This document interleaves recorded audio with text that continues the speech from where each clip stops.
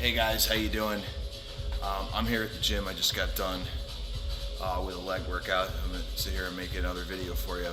We're gonna talk about the protesters, but I wanted to make this video more about why should you care?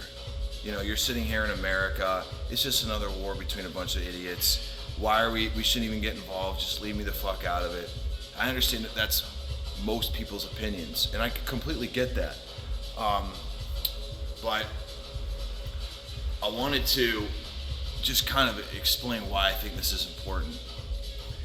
Our college campuses, predominantly in blue states, are being overrun with protesters who are blocking the entrance of American students going to class.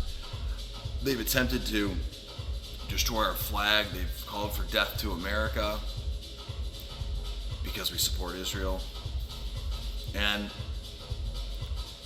even if you're not a college student, even if you're not somebody who, you know, like I said, is interested in this topic, and I'm not saying you have to devote, you know, hours and hours of study to this topic, but I will say this is why it should matter to you. If they have certain demands that they're asking these universities to comply with. Well, the biggest is to divest any sort of economic benefit that they receive from Israel. This fucking sucks. I hate when coffee mugs don't fucking stay on properly, but first world problems, right? They are forming encampments around these schools. They are in violation of many laws. They have physically assaulted people. They've spewed hatred, vehement bigotry. And the reason why this is important is that, let's say these universities give in to their demands and they give them what they want. It sets a precedent for other demands that they could want at the society at large. What if they want to make it so that women have to wear hijab? What if they want to make it so that white men aren't allowed in certain institutions? You know what I mean? So this whole pro-Palestine movement, most of these people protesting are foreign students who are here on a student visa. The reason why the universities won't suspend them and protect them is because most of these people are from oil-rich Arab nations or China, and their government pays the full tuition so that they don't even have to take out student loans. Think of it as like this: if you're a real estate guy and you own a bunch of homes, would you rather sell your house to someone who can do a cash deal, or someone who has to go get a loan from the bank and get approved and qualify? And you'd rather do a cash deal. More simple, less problems, less potential issues. So that's why these college campuses won't do anything to these kids, because they're a very good source of revenue for them.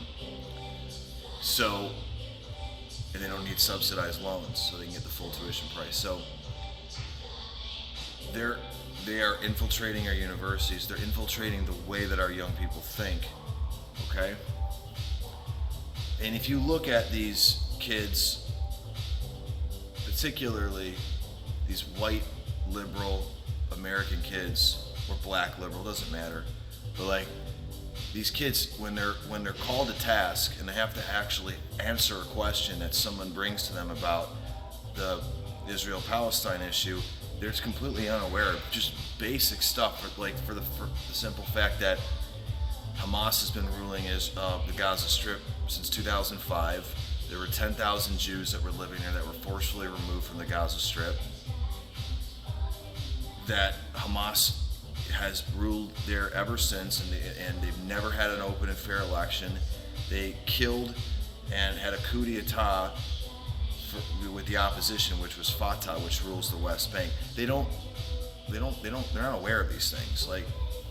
So that's just one basic thing that I've seen. So they're infecting the way that our young people think with not even misinformation, but disinformation, which is, in my point, you know, meaning that they're attempting to disinform people to follow a certain agenda, not, you know,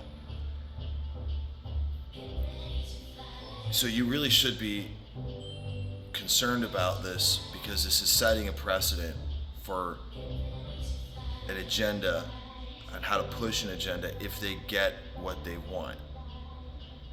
At UCLA, 64 people were arrested, 40 of which were students. 200 professors signed a memorandum or a letter saying that they want to rescind the initial decision by the dean to suspend them. They are getting essentially diplomatic cover at the university level. That's what's happening. So again, I'm not in love with Israel, but I am disgusted with Hamas. I've read the Hamas Charter of 1988, and I'm going to make a video about that, going over it line by line, article by article. But that's a terrorist organization that has held its own people hostage for the entire, not only since October 7th, but since 2005. So I think it's absolutely indefensible to support Palestine at all. Again, are there criticisms you can make for Israel? No doubt about it. They're corrupt too, but they are far. There is no moral equivalence there. They are in my opinion, the better of the two for sure. So stay tuned for more videos and take this for what it's worth. And I really encourage you to do your own research. Just as some potential sources that I like. I like to listen to Douglas Murray. I like to listen to Victor Davis Hanson. I like to listen to Sam Harris. Those are just a few names that I like. So do with it as you will. I'm out.